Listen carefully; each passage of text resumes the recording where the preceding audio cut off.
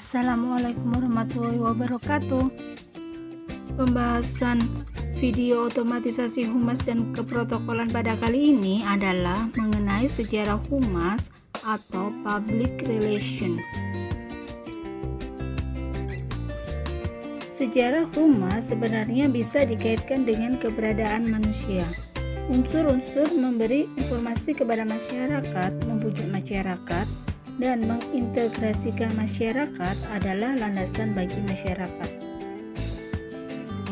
Tujuan, teknik, alat, dan standar etika berubah-ubah sesuai dengan berlalunya waktu.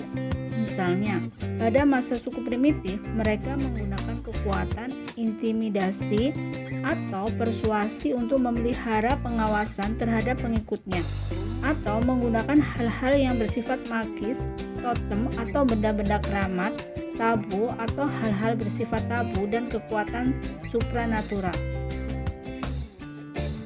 Penemuan tulisan akan membuat metode persuasi berubah. Opini publik mulai berperan. Ketika era Mesir kuno, ulama merupakan pembentuk opini dan pengguna persuasi. Pada saat Yunani kuno, mulai dikembangkan olimpiade untuk bertukar pendapat dan meningkatkan hubungan dengan rakyat. Pada pembahasan sejarah humas di video kali ini, kita akan membahas sejarah humas di dunia dan di Indonesia. Pembahasan yang pertama adalah sejarah humas di dunia. Sejarah humas di dunia dimulai pada tahun 1906. Ketika itu terjadi krisis batu bara. Salah satu pemilik usaha batu bara adalah John D. Rockefeller yang dikenal oleh masyarakat sangat menakutkan. Banyak buruh yang melakukan pemogokan kerja.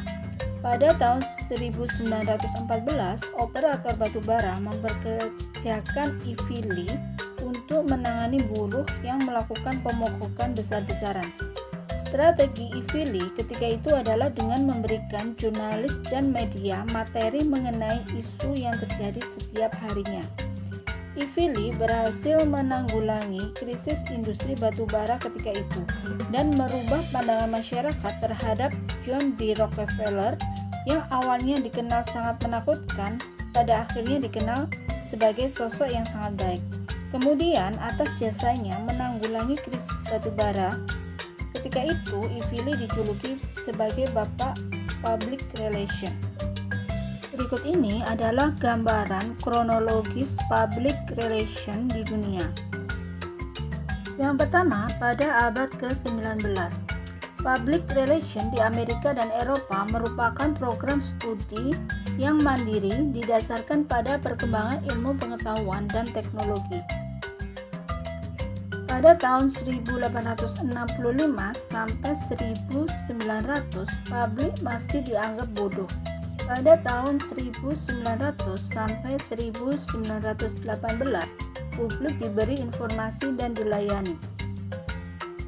Pada tahun 1918 sampai 1945, publik diberi pendidikan dan dihargai.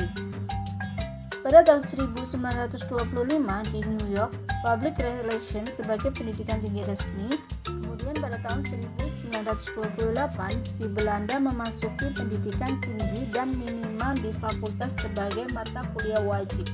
Di samping itu banyak diadakan kursus-kursus yang bermutu. Pada tahun 1945 sampai 1968, publik mulai terbuka dan banyak mengetahui.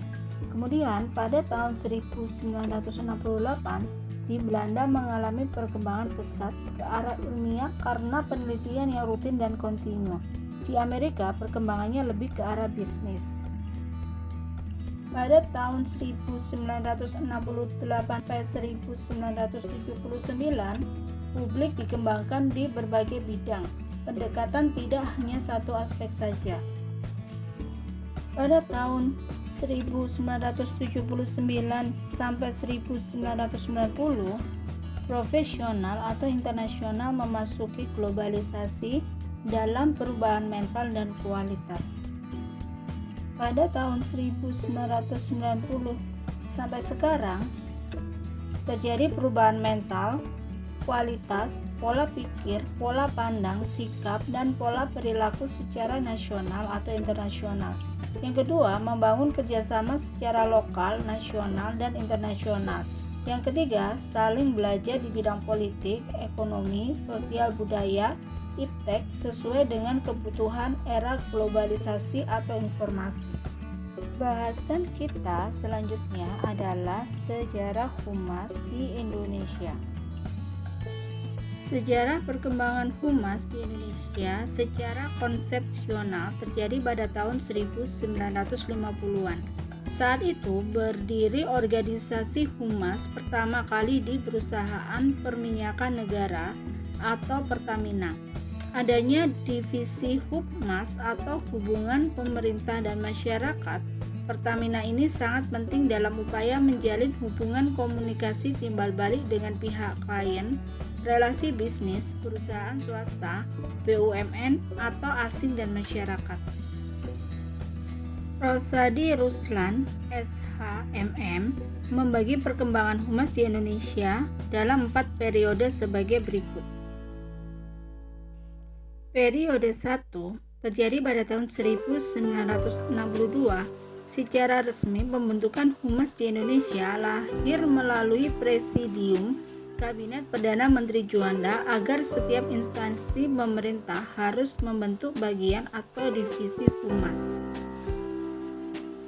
Periode 2 terjadi pada tahun 1967 sampai 1971. Pada periode ini terbentuklah Badan Koordinasi Kehumasan atau Bakohumas.